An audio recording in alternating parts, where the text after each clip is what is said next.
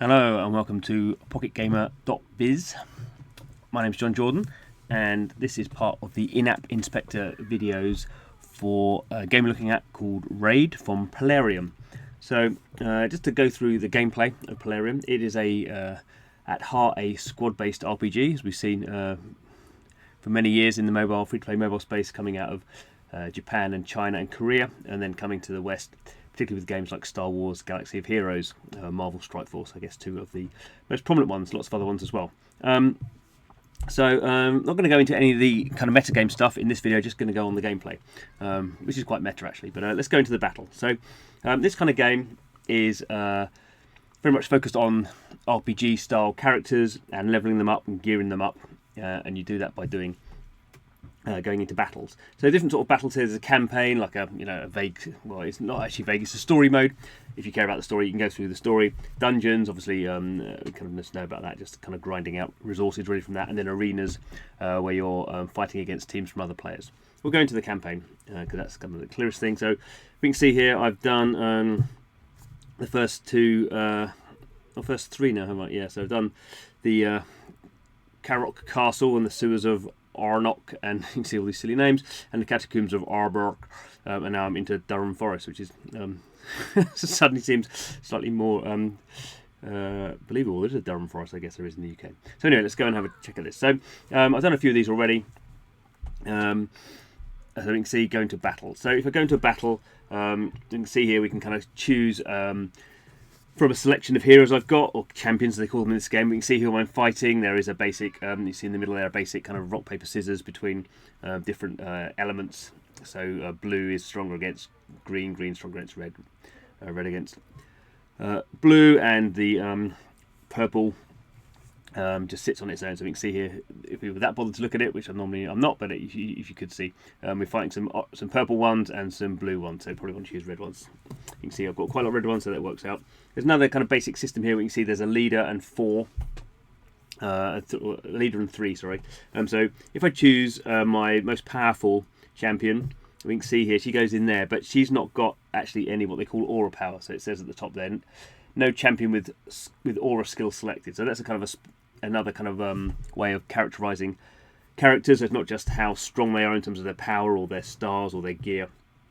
We can see this one here. So she has an aura skill. She increases the ally health by 15%. So that's that little heart that's showing there. So we'll choose her as the captain, and then we just go in and just pick those four and go in and start. We can see it's an energy system, so we're using a bit of energy to do that. So it's very kind of straightforward in terms of the, as we'd expect from a squad-based RPG. I'm playing this in auto mode. I'm playing it at 2x speed. So at the moment, in these kind of games, sometimes you want to go in and actually, take it off auto and decide what spells to be using against which enemies. Personally, I think if there's an autoplay there, I'm not so bothered. If I got stuck and couldn't complete a mission, I might go in and do that. But at the moment, I'm leveling up my characters faster than the kind of enemies I'm coming against. So it's fine. You can just see here we're kind of like zooming through here, not really getting into much trouble. There's different characters, of course. Like you see here, there's kind of archer ones, and there's more kind of melee ones. You get healer ones as well. They do this nice little kind of dance at the end. XP goes up. So War Priest has just leveled up to level 14. So that's kind of, in that sense, kind of that's the gameplay. We can see here actually, I only got 2 stars for doing that, even though I completed it. That's because you get 1 star for beating the stage, two stars for beating the stage with no losses, but 3 stars you have to do it with only 2 champions. So we'll do the next one. Oh no, I want her because she's good. So we can try the next one just with 2 champions, and obviously just be the same thing. So that's a kind of a small. I've not seen that in the game before. Having that. Normally you get 3 stars if you can win the battle without losing any of your squad. In this case, it's kind of forcing the issue a little bit more. And I guess we would say Plarium pretty well experienced in making mobile games.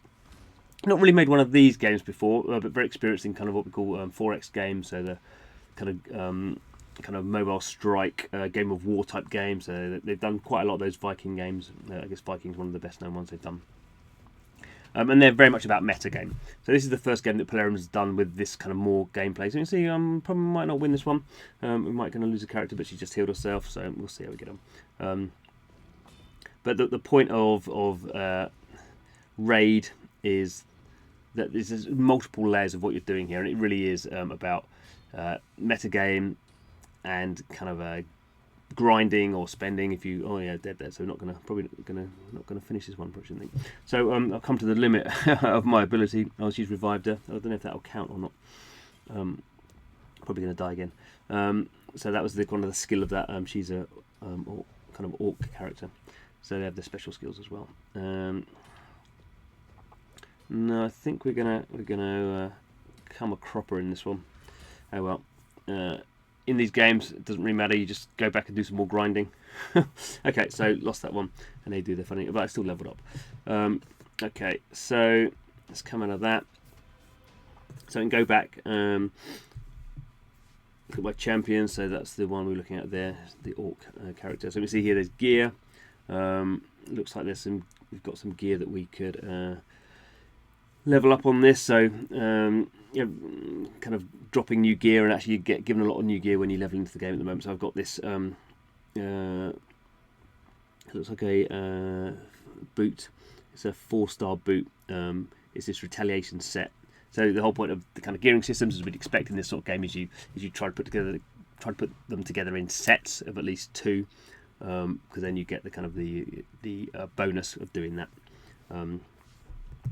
You can upgrade them, so there's all that kind of deep stuff you can do, and then they have their own skills. So this one here looks like this is the recall one we just saw. So you can revive an ally with 25% of their health, and then there's this mastery system as well, which I've really not. I mean, he's really just started playing the game, or not just started playing the game. I've only been playing it for a couple of weeks. So there's this mastery system as well, which is obviously a way of building up more kind of complex kind of strategies and stuff. So obviously all these characters have similar sort of things, and you have this kind of unlock here. So we have kind of the 6 gearing system, and then we have this another kind of accessory. She can't use this high elf one because she's an orc. So only champions from the high elf faction can do that. So kind of a restriction. And then as we level up, we'll have these 2 other slots that come in. So we can see there's quite a lot of kind of complex stuff in there. We can also go in here, and if we want to level characters up, we can say select this one, and we can kind of consume some of the weaker 1-star characters, and now we can upgrade. Looks like I don't know what skill we can upgrade here. Haven't got any tokens. So there's a lot of kind of there's this one here, isn't it? Let's do it here. Sorry. So it's going to upgrade her skills. Her vine trap is up to level 2, so a small increase in the damage there. So you have this kind of multifaceted system where you have lots of different champions. You have lots of different kind of systems of kind of gearing them up, and if you really get into it, I suppose there's for certain types of kind of character class, there's certain kind of gear you want to put on them. Also have this Sparring Pit here, so this is a way of just kind of leveling up. So that actually that character we just saw, that sorceress, she's just sitting in here and she's being leveled up. She's got a max of 30, so you can't take her beyond the max she's got. And that way you have to ascend her to get her more stars. But we can see here it's just a time system. Obviously you have to unlock with currency if I want to do more of these sort of things. So it's very kind of interlinked. The gameplay kind of what we'd expect in this kind of RPG. You're not spending a lot of time. It's not like Twitch gaming. It's really all about based around the meta game and kind of progressing faster through these sort of things. Very quickly we could go and look at the arena. So the arena, similar sort of scenario. So we just go and fight other people. You can see what their loadout is. So this is that enemy's got a fairly standard loadout. So some of the same ones as me, because they're the kind of characters you get earlier on in the game. But if we go in and do this, it's just a kind of PvP. Again, just auto playing it. So just going through that. So all based around the characters and the way you optimize them and the way you collect the resources you need in order to do that. And as you get further into the game, obviously it gets harder to collect these sort of resources. So that's the gameplay of Raid. gameplay, probably not anything. It's, I think, more sophisticated in terms of the metagame than we've seen from a lot of these games. I guess the thing to point out is it, in terms of the characters are clearly the focus of it. It is a really, graphically advanced game for a mobile game. There's really kind of a lot of detail on them. The character design, I don't know. I guess it's kind of fairly kind of standard fantasy fare, really. But I guess this kind of game tends to appeal to young males, or older males, I don't know. But it's I guess a more male-focused game than we would see. No surprise there with an RPG. So that's the gameplay of Raid. Don't forget to check out our other video, which is looking at the kind of more looking at the metagame systems and the monetization, which is kind of the point of our in-app inspector. So thanks for watching the video, and yeah, check out the other video about Raid, and any comments, stick them in the comments box. Thanks for watching.